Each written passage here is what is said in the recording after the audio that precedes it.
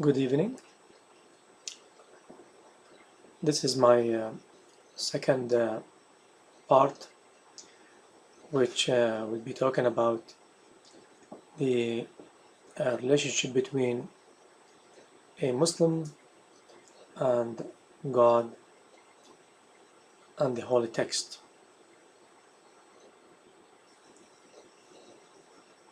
I have mentioned in my last recording, part 1, that I will be discussing the nature of relationship between a Muslim and his or her holy texts, and also consequently between us and God.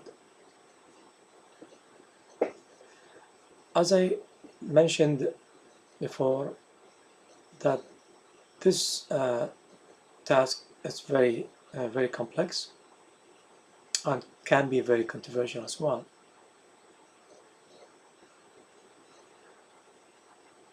And it is not, and it should not be misunderstood that I am trying to introduce something new in terms of religious doctrines.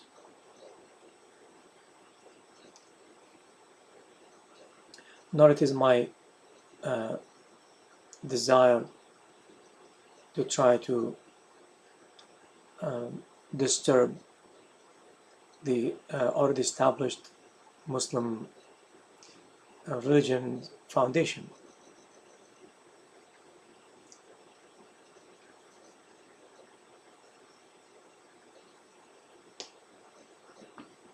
I think the problem nowadays that the current issue, that the relationship between a Muslim and his holy texts is extremely intimate, and we have been taught through our scholars that we must adhere to the teachings and dictates of the Quran and the Sunnah of the Prophet. This in itself, from the outset, it's all right. And as Muslims, we were supposed to do that. But when you go into more details, then there is a major problem here.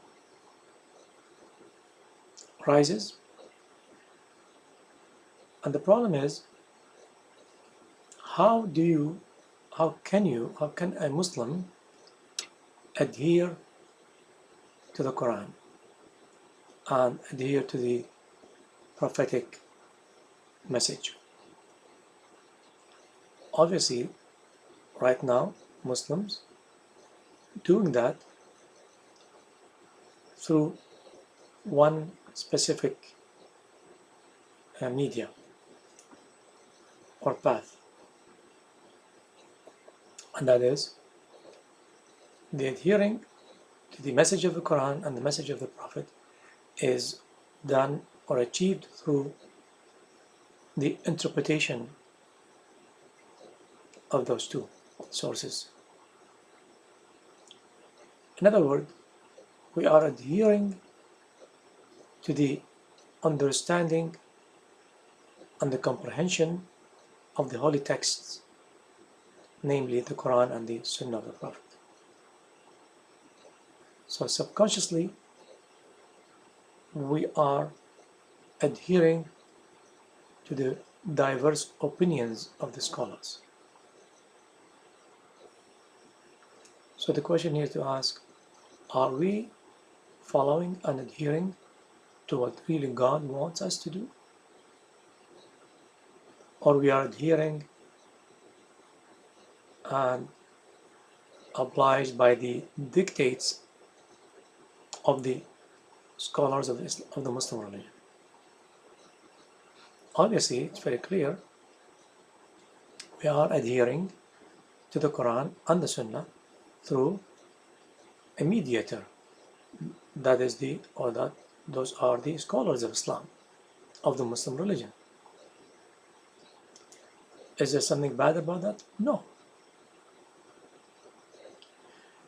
The only thing bad about this, that if we fail to recognize this very fact, there will be a major problem in our practice and in our pursuit of our religion, and how do we follow the teachings of Islam. If we remain under the illusions that we are following God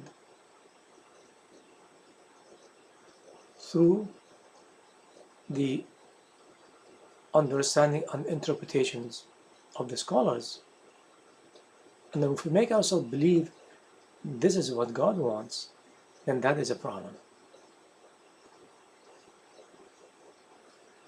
But if we become aware of the fact that this is not what God wants in the absolute sense, rather, this is a specific interpretation of a specific scholar who has a specific base of knowledge and who is subject to a specific conditions and values, cultural values, socio-economic values, and whatever conditions that the scholar is part of. And it is also perfectly alright for Muslims to follow a diverse opinions, so long as they do recognize the important fact that the opinions they are adhering to, which has become the means for the follower to obey God and His Messenger through the opinions and the interjection of a scholar. We must not think for a moment that the opinion of the scholar of the holy text and the holy text of the Quran and the holy text of the Prophet of Islam is only one specific reading and interpretation of those books. If we recognize that, then this will be a healthy approach to our religion. But if we make ourselves believe that this is what God wants in the absolute sense, then you will develop subconsciously the idea of the rejection of the other opinions rendered by the other scholars of Islam. And this will follow that when you have a specific scholars who happen to be a part of a specific school of thought, well established, and then you become consequently part of that school of thought because you are following X and Y and Z of scholars, then you will also see the other groups from other school of thoughts to be on the wrong path, and you will consequently develop that disease which is called the exclusiveness of the right path. You will make yourself believe that you are right, you are on the right path, and everyone else is not on the right path, and such approach will have dire consequences on the overall society. And that's what we are seeing today. The Sunnis and the Shia problems, and the Sunnis find the Shias are kafirs, and the Shias find the Sunnis are misguided. Not necessarily kafirs, but they could see them as misguided, because every group believes that their version, their scholars, their interpretations of the holy texts and their sources of the traditions of the holy and the saints of their scholars, the saints of their school of thought, to be seen as authentic representation of the truth and representations of what God wants.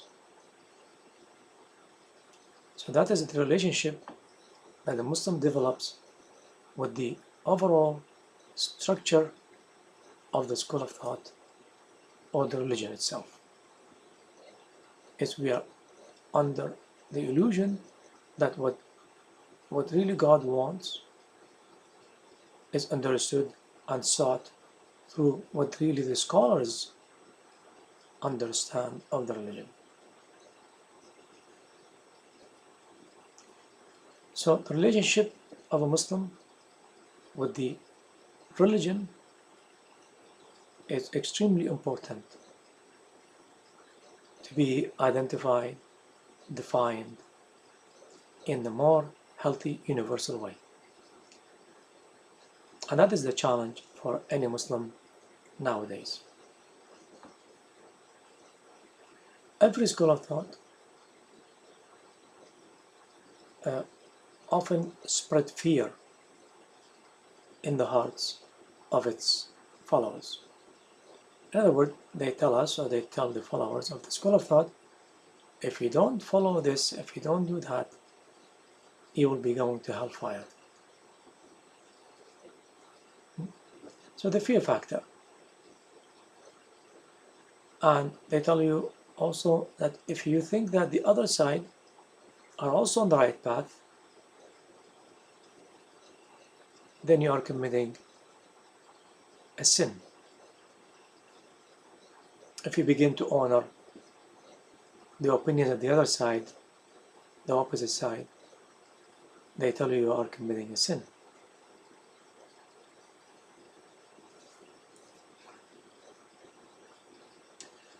So what kind of relationship should we have with the sacred texts, namely the Quran and the Sunnah of the Prophet, and also relationship to the respected and the honorable scholars of the Muslim religion?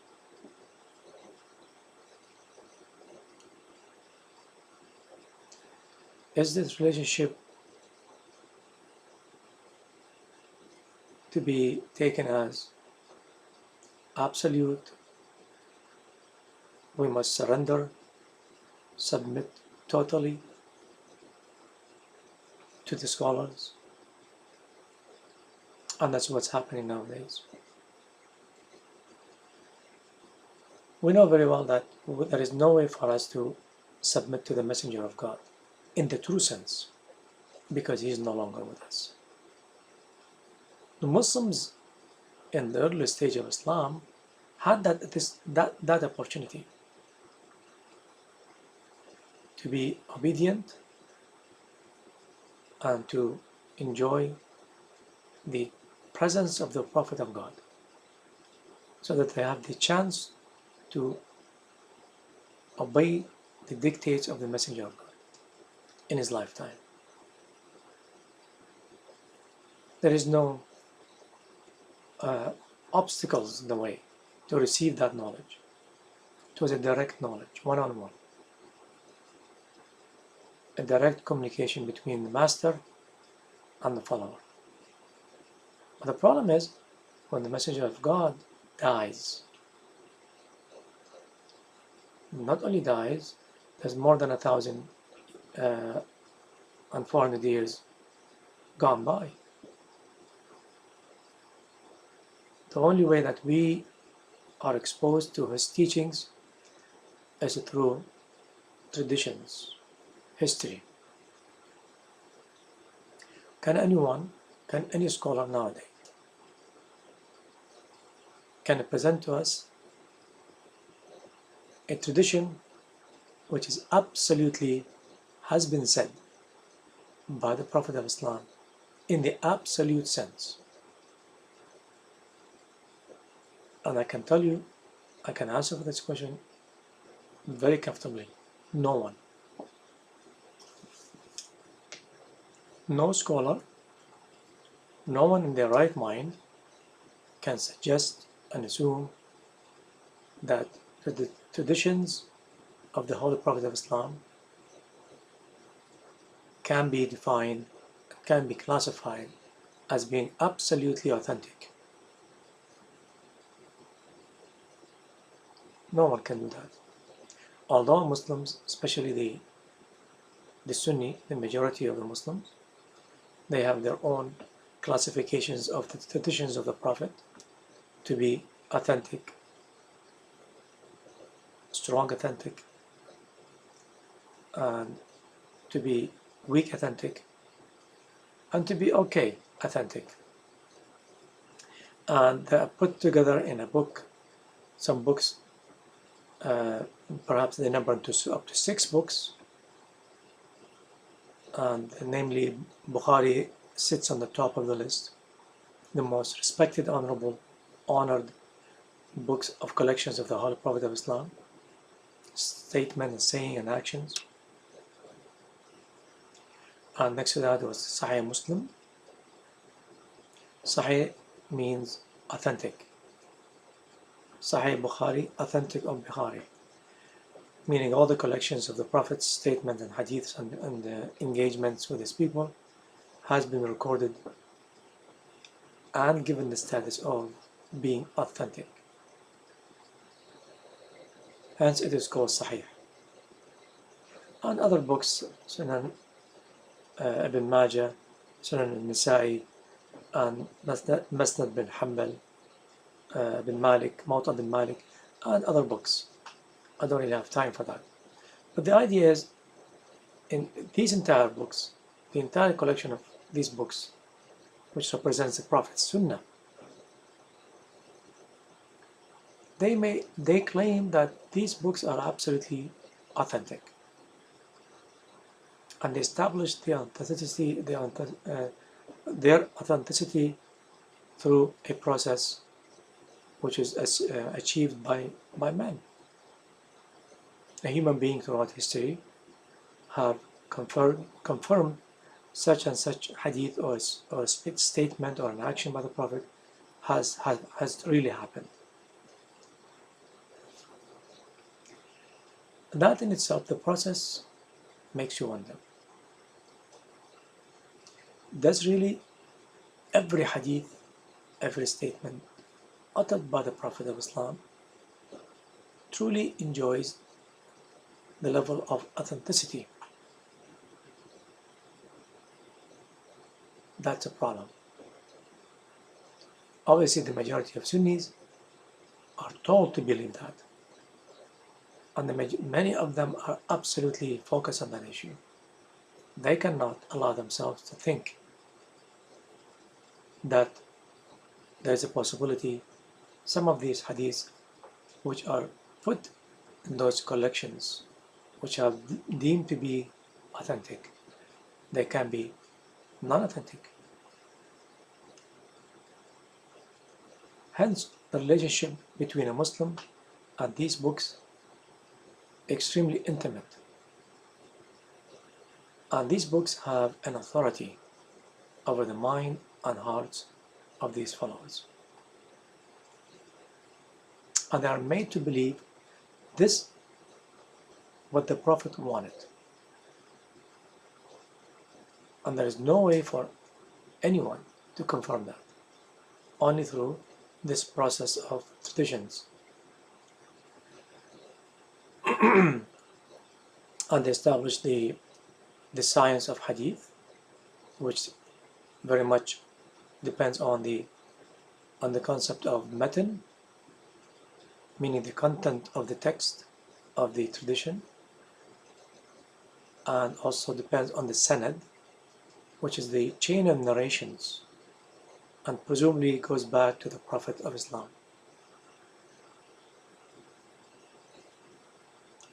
And that's what the problem lies. Problem number 1, relationship of a Muslim with the Sunnah of the Prophet. In other words, the majority of Muslims believe that anything in this Sahih Bukhari and Muslim and other books is absolutely has been said and uttered by the Messenger of God, beyond any shadow of a doubt.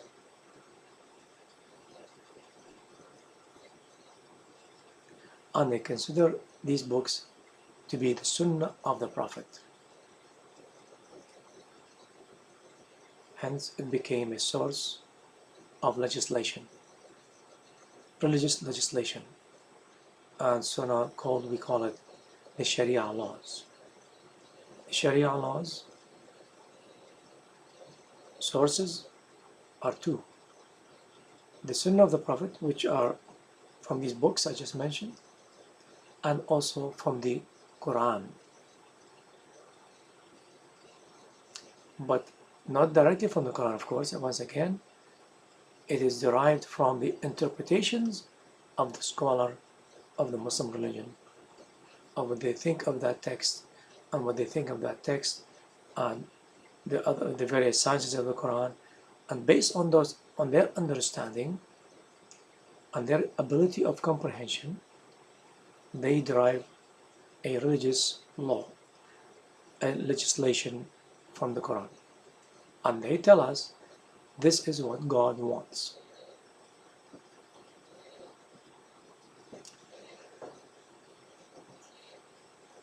I think up to this point I will stop talking about this issue, and I will just continue talking in the future postings about what is the relationship between us and the Sunnah of the Prophet. And then some other time I will be talking about our relationship with the Holy Book of God, and hopefully in more details. What would be the proper path to take in the midst of these contradictory problems and paradox that Muslim experience. Until then, thank you for listening. May God bless you.